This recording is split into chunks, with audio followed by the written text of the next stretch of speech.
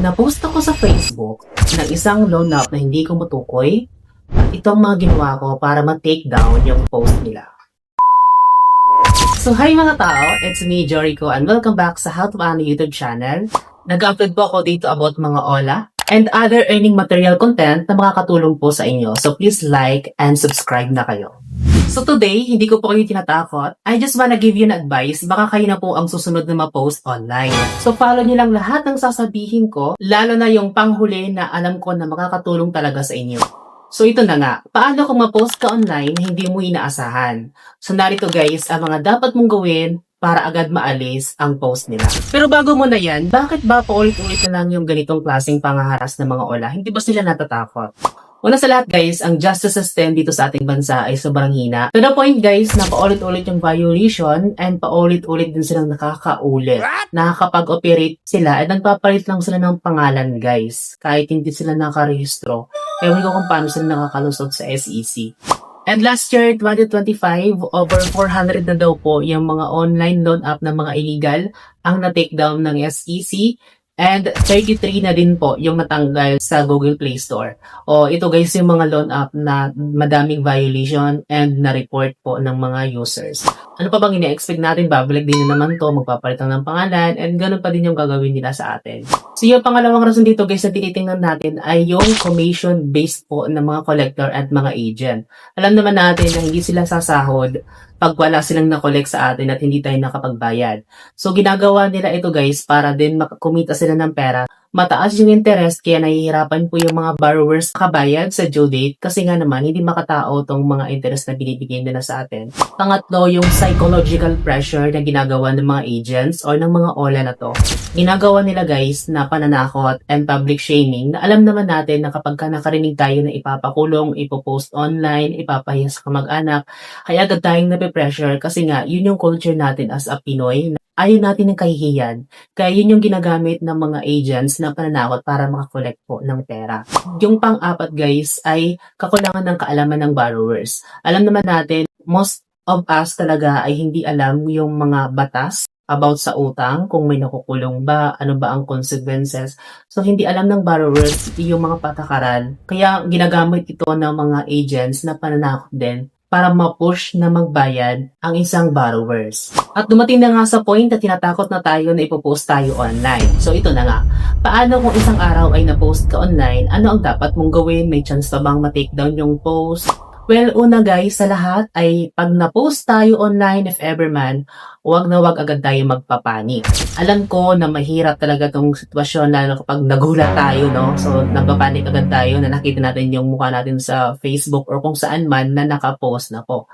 Una sa lahat, wag tayong magpanik at isipin mo na hindi ka nag-iisa. Oh, yeah. Marami po tayong biktima ng ganitong klaseng harassment and public shaming. So, ano ang dapat una mong gawin ay screenshot. Una sa lahat ay screenshot mo yung post, screenshot mo po yung account ng nag-post, screenshot mo din yung mga comments kung may mga dami accounts na naka-comments, and screenshot mo din yung mismong group or page kung saan man ito nakapublish. So magagamit natin guys itong mga post na to kung magra-report na tayo. Speaking of report naman guys, ay ipipin ko po sa aking description box po kung paano mag-report sa Facebook and kung paano mag-report sa SEC and sa Police Cybercrime. Alam ko meron yon. Yes po, lahat po ng pag-report guys ay through online na. So hindi na po tayo hassle po na pumunta into physical kasi pwede na tayo mag-report online.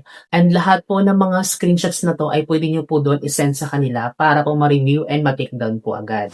And next na dapat mong gawin ay of course, report mo sa Meta or sa Facebook, yung mismong post nito.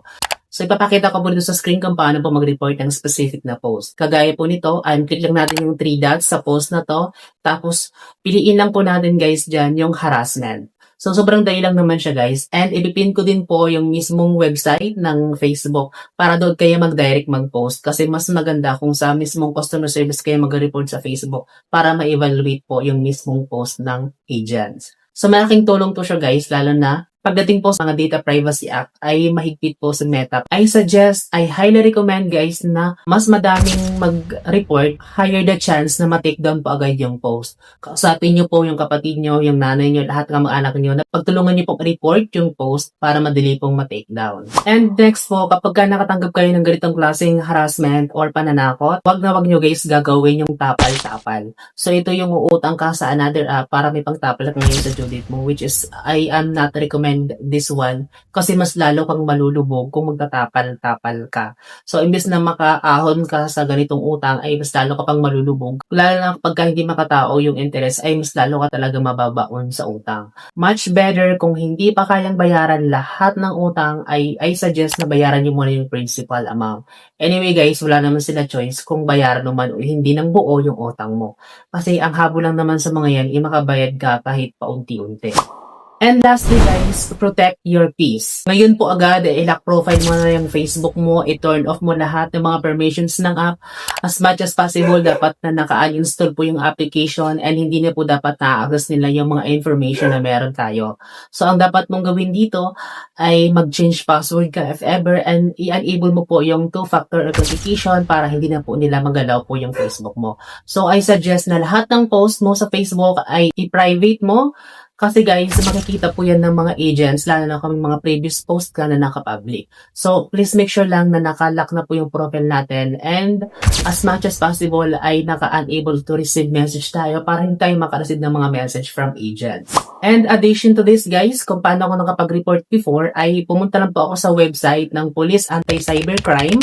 Doon ko po isinend sa kanila po yung mga screenshots ko before about sa mga harassment and about nga doon sa post online. Although medyo may katagalan lang talaga yung proseso, pero at the same time, may aasahan tayo na ma-remove po agad. Kasi naman, nire-review naman nila agad itong mga post na to and tinatanggal naman nila agad. Pipin ko po ito sa comment section or sa description box yung mismong website po ng Police Anti-Cybercrime para po doon na po kayo makapag-report. Mahirap po talaga ang magkaroon ng utang lalo na pagka marami tayong responsibilidad, marami tayong bills na binabayaran. Pero, kagaya ng sinasabi ko ang may mga previous video, ang pangungutang guys ay isang responsibilidad na dapat hindi mo tinatakasan. Pero kung wala ka naman choice at gusto mo talagang takasan, napanood nyo naman yung mga video ko kung paano takasan. So that's it for this video guys. I hope na nakatulong tong video na to. Huwag pong kalimutan mag-like and mag-subscribe. Share mo tong video na to and your friends. And that's it. See you on my next upload.